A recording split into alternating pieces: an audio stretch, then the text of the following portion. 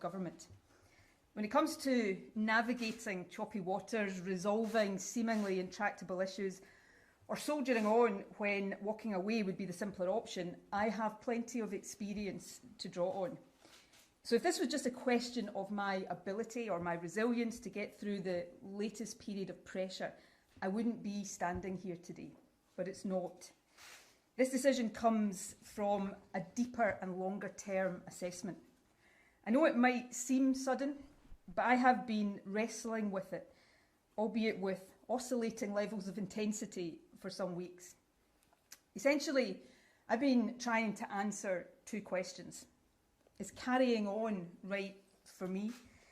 And more importantly, is me carrying on right for the country, for my party, and for the independence cause I have devoted my life to?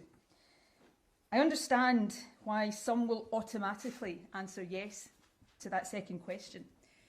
But in truth, I have been having to work harder in recent times to convince myself that the answer to either of them, when examined deeply, is yes.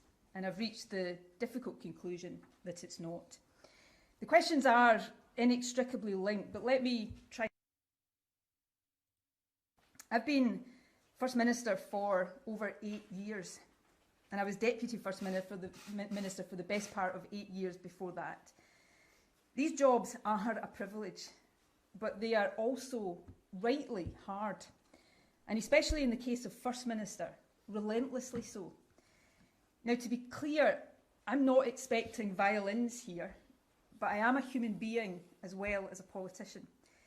When I entered government in 2007, my niece and youngest nephew were babies, just months old. As I stepped down, they are about to celebrate their 17th birthdays. Now that I think about it, that's exactly the age to be horrified at the thought of your auntie suddenly having more time for you. My point is this: giving absolutely everything of yourself to this job is the only way to do it. The country deserves nothing less. But in truth, that can only be done by anyone for so long. For me, it is now in danger of becoming too long. A First Minister is never off duty, particularly in this day and age. There is virtually no privacy. Even ordinary stuff that most people take for granted, like going for a coffee with friends or for a walk on your own, becomes very difficult. And the nature and form of modern political discourse means that there is a much greater intensity, dare I say it, brutality to life as a politician than in years gone by. All in all, and actually for a long time without it being apparent, it takes its toll on you and on those around you. And if that is true in the best of times, it has been more so in recent years. Leading this country through the COVID pandemic is by far the toughest thing I've done. It may well be the toughest thing I ever do. I certainly hope so. Now, by no stretch of the imagination was my job the hardest in the country during that time. But the weight of responsibility was immense. And it's only very recently, I think, that I've started to comprehend, let alone process, the physical and mental impact of it on me. So what I'm really saying is this: if the only question was, can I battle on for another few months, then the answer is yes, of course I can. But if the question is, can I give this job everything it demands and deserves for another year, let alone for the remainder of this parliamentary term, give it every ounce of energy that it needs in the way that I have strived to do every day for the past 8 years, the answer, honestly, is different. And as that is my conclusion, hard though it has been for me to reach it, then given the nature and scale of the challenges the country faces, I have a duty to say so now. I feel that duty first and foremost to our country, to ensure that it has the energy of leadership that it needs, not just today, but through the years that remain of this parliamentary term. And right now, in a very particular sense, I feel that duty to my party too. We are at a critical moment. The blocking of a referendum as the accepted constitutional route to independence is a democratic outrage. But it puts the onus on us to decide how Scottish democracy will be protected and to ensure that the will of the Scottish people prevails. My preference of using the the next Westminster election as a de facto referendum is well known. I've never pretended it is perfect, no second best option ever is, nor that there are no alternatives. That is why I've always been clear that the decision must be taken by the SNP collectively, not by me alone. But I know my party well enough to understand that my view as leader would carry enormous, probably decisive weight when our conference meets next month. And I cannot, in good conscience, ask the party to choose an option based on my judgment, whilst not being convinced that I would be there as leader to see it through.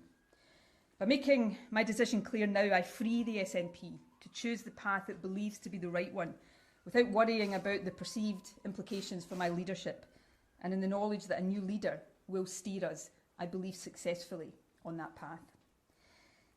Now, there are two further reflections that have weighed in my decision.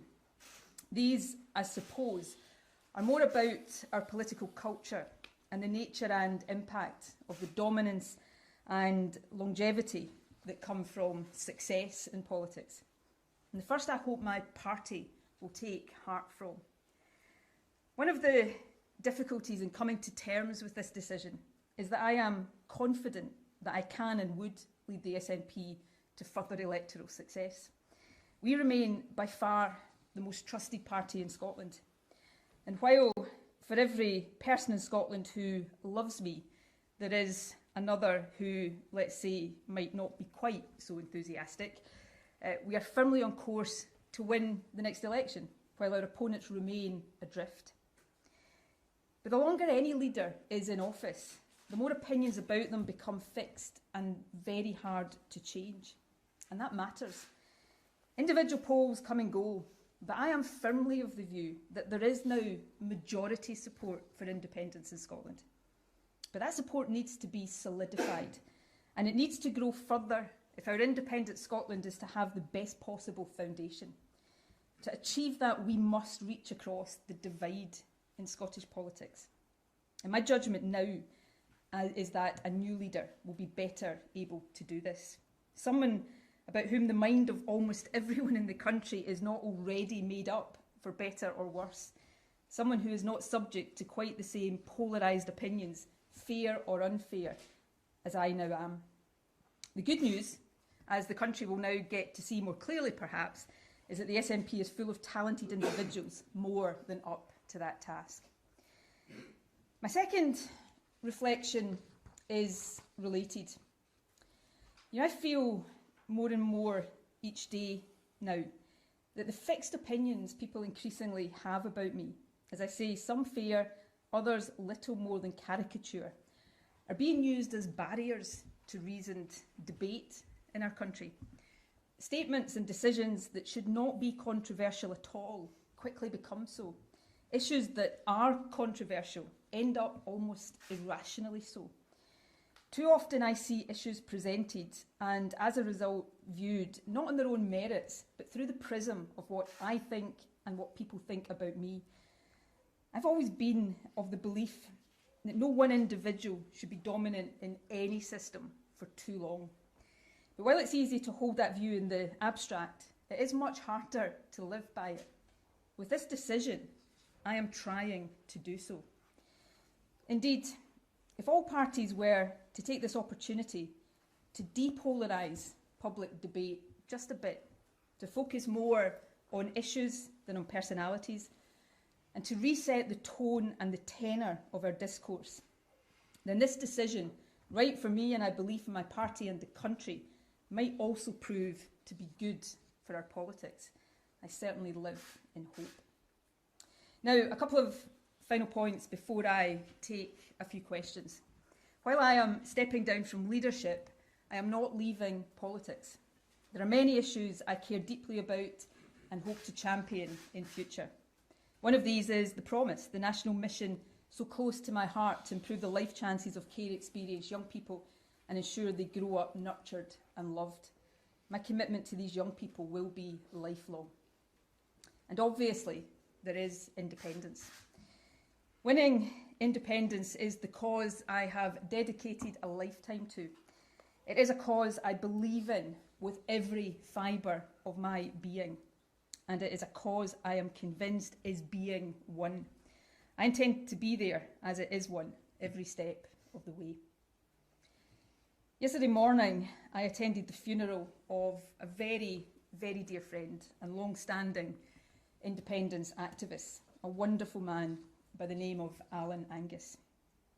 It was actually during that funeral service that I went from being 99% certain about this decision to 100% certain, though I know Alan would not be at all happy to have played any part in my departure, so I'm sorry, Alan. But his funeral reminded me that the cause of independence is so much bigger than any one individual, that all of us who believe in it contribute